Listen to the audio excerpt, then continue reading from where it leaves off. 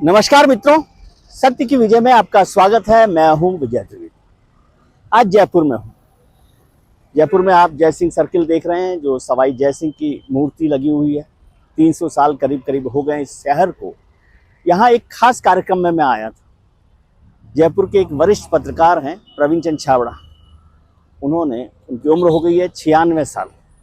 उनका एक पुस्तक का कार्यक्रम था विमोचन का, निज से निज को। उसको लेकर यहाँ पर मैं आया। उन लोगों ने मुझे आमंत्रित किया था और उनके सम्मान में मैं यहाँ पहुँचा जयपुर में। तो जयपुर में चर्चा चल रही है जगदीप धनखड़ साहब की। आपको पता ही है कि राजस्थान उनकी कर्मभूमि रही है जगदीप धनखड़ साहब की, जो उपराष्ट्रपति रहे, इस्तीफा दे दिया। और उनका पूरा का पूरा जो कर्मभूमि रही, राजनीतिक कर्मभूमि, वो राजस्थान रही। वो यहाँ से लोकसभा सांसद भी चुने गए, चंद्रशेखर सरकार में जब मंत्री रहे। उसके बाद कांग्रेस के विधायक बने और उसके बाद 98 में वो लोकसभा का चुनाव हार गए झुंझुनू से। उस वक्त तो 98 में उनकी जमानत जब्त हो गई। एक बार और वो लोकसभा चुनाव हारे और उसके बाद थोड़ा सा उनका राजनीति से दूरी बनी रही। लेकिन फिर 2000 के आसपास वो चले गए भारतीय जनता पार्टी में। भारतीय जनता पार्टी में बहुत दिनों तक कोशिश करते रहे, लीगल सेल में रहे।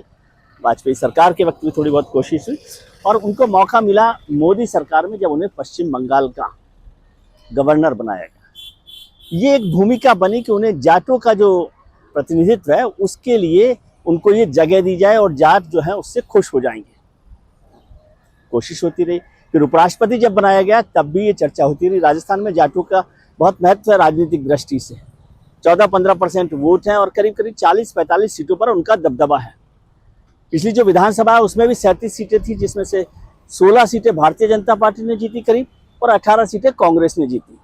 लेकिन जब 2024 के लोकसभा चुनाव हुए तो राजस्थान की 6 जाट प्रभुत्व वाली, जाट डोमिनेंस वाली जो सीटें थी, जिसमें सीकर, चूरू, झुंझुनू है, वो सीटों, नागौर सीट है, उन सीटों पर भारतीय जनता पार्टी हार गई। तो इससे भारतीय जनता पार्टी को काफी निराशा हुई और लोगों ने कहना शुरू किया कि जगदीप धनखड़ साहब जाटों के नेता थोड़ी हैं। और वैसे मैं आपको बताऊं, राजस्थान में जाटों का इस राजनीति में, राजस्थान की राजनीति में बड़ा असर रहा।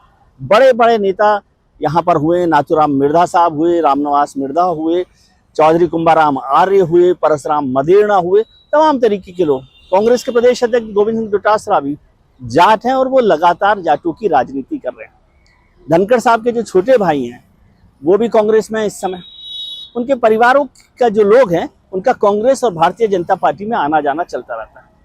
उनके ब्रदर के जो दामाद हैं, उनके भाई के दामाद हैं, वो पहले भारतीय जनता पार्टी से एमपी रहे, फिर पिछली बार उनको टिकट नहीं मिला, कांग्रेस से चले गए, कांग्रेस से जीत गए। तो लगातार उनका वहां पर दबदबा बना रहा है। या तो कांग्रेस में रहेंगे या भारतीय जनता पार्टी में रहेंगे, लेकिन उस परिवार का, धनखड़ परिवार का हिस्सेदारी बनी रही।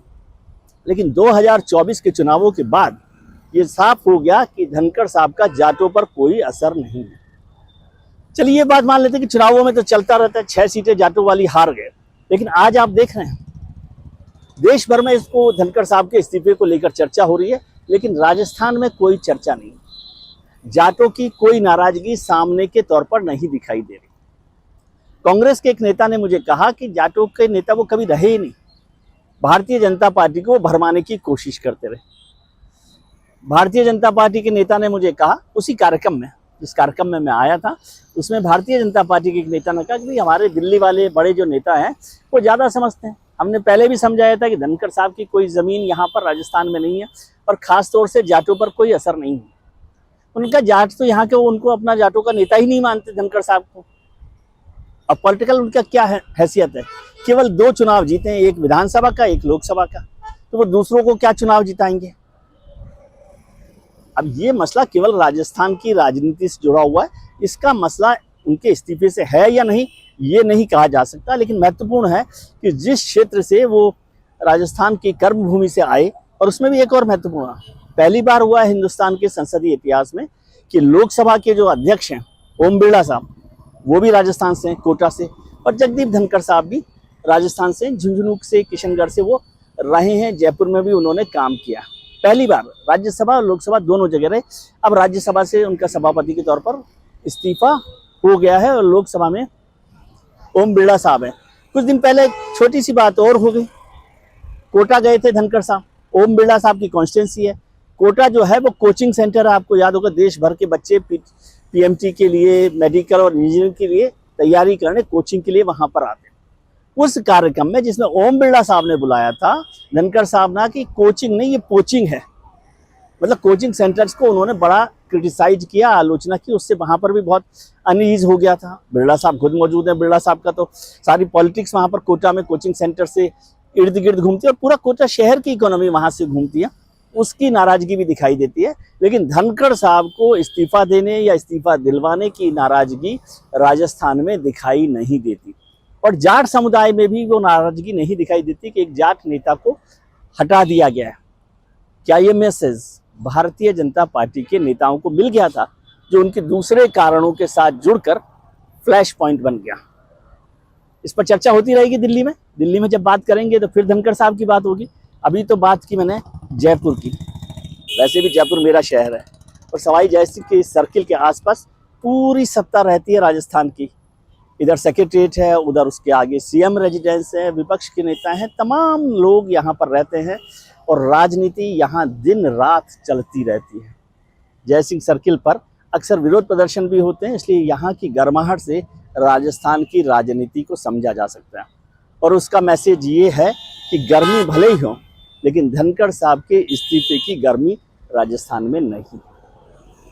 आज के लिए इतना ही। आप अपना ख्याल रखिए और उनका ख्याल रखिए जो आपका ख्याल रखते हैं। अपने परिजनों, मित्रों, रिश्तेदारों के साथ खुश रहिए, स्वस्थ रहिए, व्यस्त रहिए, मस्त रहिए।